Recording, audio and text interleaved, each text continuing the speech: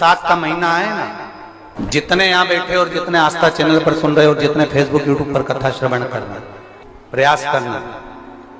बैसाख के महीने में मिट्टी के पात्र में जो रात्रि भर जल रखा हो, मिट्टी के पात्र में अगर आपके पास में घड़ा हो, हंडा हो, नी हो तो दिया हो, दीपक हो, कुल्लड़ हो, कोई भी तुम्हारे पास में जो मिट्टी का पात्र उसमें जल भरना, वो जल बैसाख के महीने की किसी भी सोमवार के दिन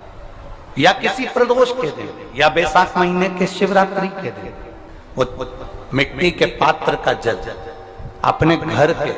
प्रत्येक व्यक्ति का स्पर्श कराकर उस मिट्टी के पात्र के जल को तांबे के पात्र में डाल लीजिए और घर के प्रत्येक व्यक्ति का स्पर्श करा लीजिए और शंकर भगवान पर कुंदकेश्वर महादेव के नाम से समर्पित करिए। कभी जीवन में पीछे पलट कर देखने की जरूरत नहीं पड़ेगी, आप जाकर जल चढ़ाएंगे। आप भी बना लो एक नियम कि बैसाख महीने की शिवरात्रि मुझे भी शंकर भगवान को अपने दिल की बात कहते हुए, अपने मन की बात कहते हुए, रोग मुक्ति के लिए, कार्य सिद्धि के लिए, धन वैभव संपदा के लिए, समृद्धि के लिए मुझे भी जल चढ़ा, मैं भी जल। एक लोटा पानी शिव जी को, उसमें बेलपत्र डालने के बाद हेड लें, उस जल को या कोई मिट्टी का सकोरा हो, बर्तन हो, घड़ा हो, कलश हो, उसमें भरा हुआ रखा हो, वो तांबे के पात्र में डाल लो, उसको ले जाकर चढ़ाओ। और एक और चीज का ध्यान रखना,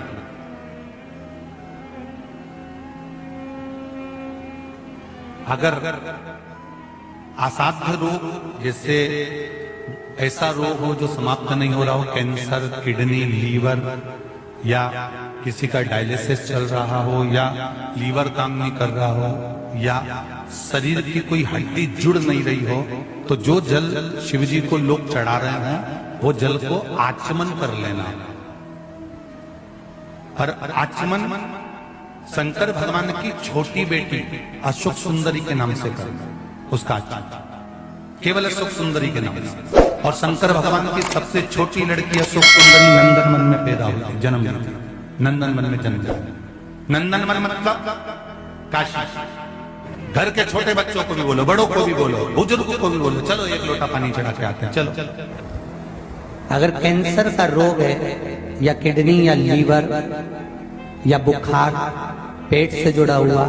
सिर से जुड़ा हुआ, कंधे से जुड़ा हुआ या घुटने से जुड़ा हुआ, या रीढ़ की हड्डी में कहीं पानी भरा गया हो या कमर झुक रही हो, कोई भी रोग उधर से लेकर शरीर के अंदर नहीं भागता है और वो बेकार हो रहा है। तो बैसाख का महीना चल रहा है राकेश देवी जी, बैसाख का महीना चल रहा है। बैसाख के महीने की शिवरात्रि के दिन, बैसाख के महीने की जो शिवरात्रि आएगी, हर महीने शिवरात्रि आती है, तो बैसाख की जो शिवरात्रि है, इस शिवरात्रि के दिन सुबह 8 बजे से लेकर 11 बजे के बीच में एक लोटा पानी, उसमें थोड़ा सा बेल का फल मिल जाए, उस फल का थोड़ा सा भाग, या तो बेल का फल का अगर छिलका मिल जाए तो उसमें पानी भरकर तांबे के लोटे में डाल लो, या बेल का फल नहीं मिले तो बेलपत्री को लेके उसमें डुबो दो और डुबो के बेलपत्री को बाहर निकाल दो। वो पानी भगवान शंकर को शिवरात्रि के दिन, बैसाख महीने की जो शिवरात्रि है, बैसाख के महीने में प्रत्येक महीने शिवरात्रि आती है, बैसाख के महीने की शिवरात्रि के दिन सुबह 8 बजे से लेकर 11 बजे के बीच में शंकर भगवान को अपना रोग और बीमारी का बोलकर शंकर भगवान को जल समर्पित कर जाओ। बाबा पर विश्वास रखकर चढ़ाना, धीरे धीरे ठीक हो जाओ। शिव पे भगवान शिव की सुबह के समय जाकर, और अगर बेलपत्री का पानी नहीं मिले तो मिट्टी के पात्र का पानी, आपको कथा में कहा है, मिट्टी के पात्र का पानी वो भी शंकर भगवान को समर्पित कर सकते। जल बैसाख के महीने में शंकर पर शीतल जल समर्पित कर देने से शरीर के रोग समाप्त हो जाते हैं, वो रोग टिकता नहीं। शीतल और अगर शीतल जल का दर्शन करना हो तो कभी महाकालेश्वर अभियाल, कभी आप लोग लाइव दर्शन करते हो महाकाल के, तो महाकाल के दर्शन करेंगे तो वैशाख महीने में 5-5 घड़े मिट्टी के महाकाल राजा के ऊपर बांध दिए जाते हैं जल चढ़ाने के लिए। कभी आप लोग चकलेश्वर महादेव जाए मथुरा वृंदावन में गिरिराज जी की परिक्रमा, चकलेश्वर महादेव पे 5-5 मिट्टी के घड़े शिव जी के ऊपर बांध दिए जाते हैं। कभी काशी जाएं तो वहां पर मिट्टी का घड़ा शिव जी के ऊपर रख दिया जाता है। क्यों? क्योंकि वो मिट्टी के पात्र का जल जब बैसाख के महीने में शिव पर गिरता है तो जो उस जल को समर्पित करता है वो रोग से मुक्त हो जाता है, बड़ी बीमारी में घिरता नहीं। जयंत ब्राह्मण के मुख से श्रवण कर लिया था कि बैसाख महीने में अगर शिवरात्रि पड़े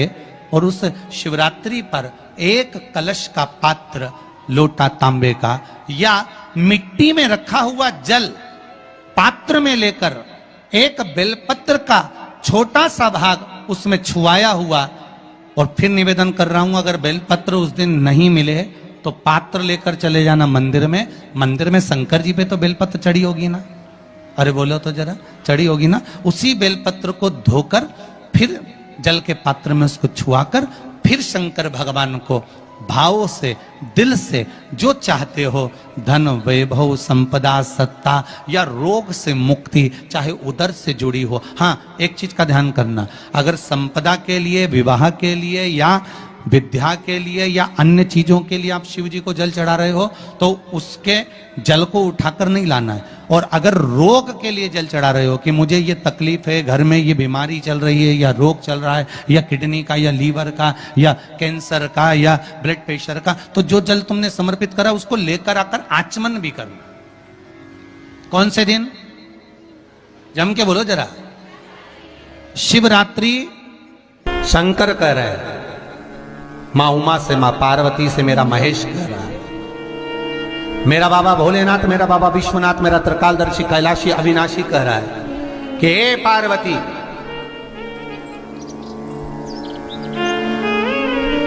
एक बीला, एक बेल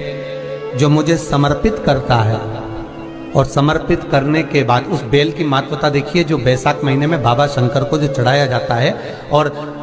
1000 अश्वमेध यज्ञ का पुण्य फल हम प्राप्त कर लेते, मात्र एक फल चढ़ाकर, मात्र एक फल चढ़ाकर।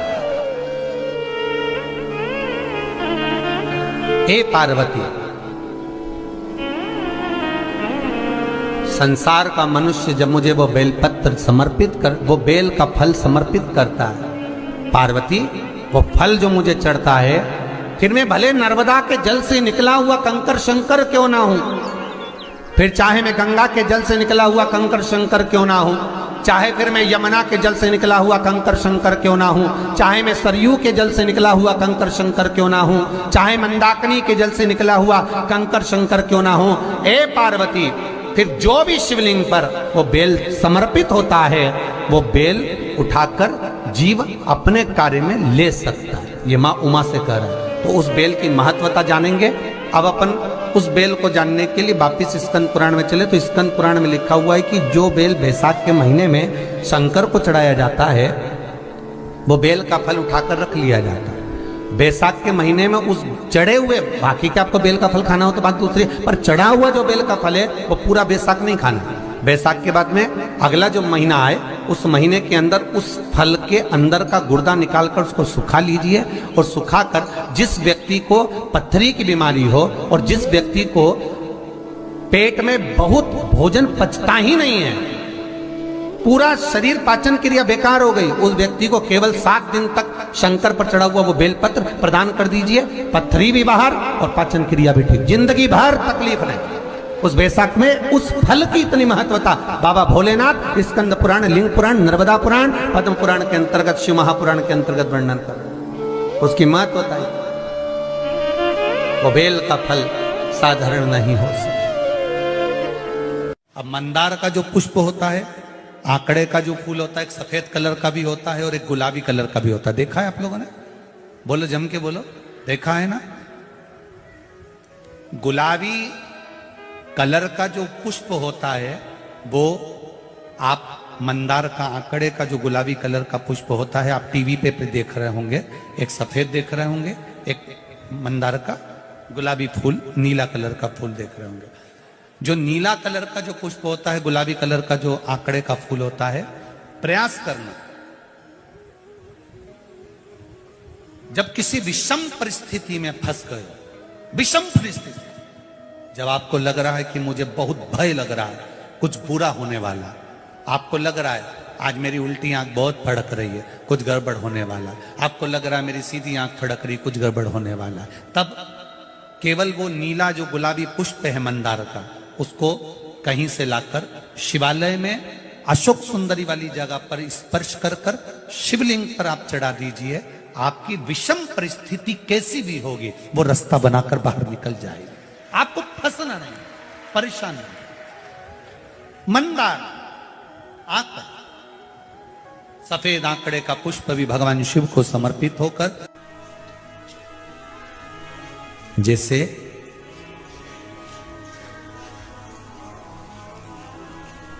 बेले के फल का गुर्दा, बेल का जो फल होता है, बेलपत्री का फल, उसका जैसे गुर्दा, उसके अंदर का जो भाग होता है बेल का, वो गुर्दा,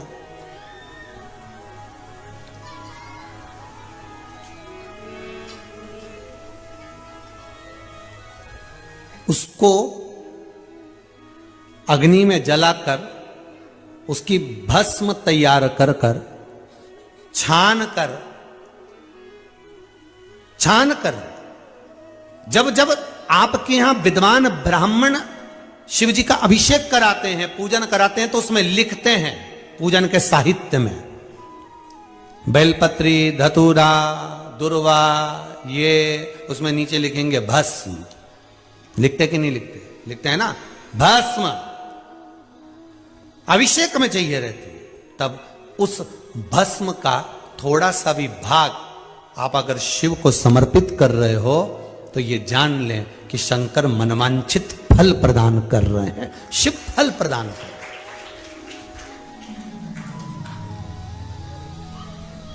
महाराज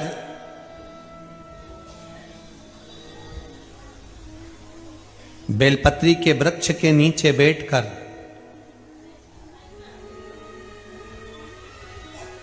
हाथ में एक बेलपत्र का पत्ता रखकर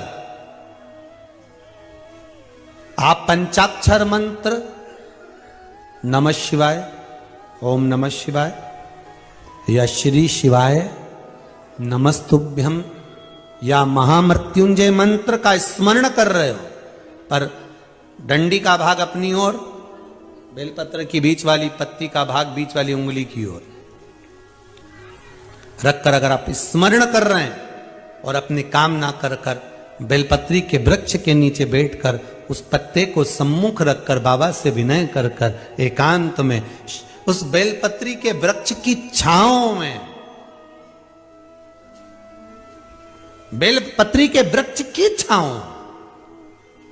आप कामना कर कर उस पत्ते को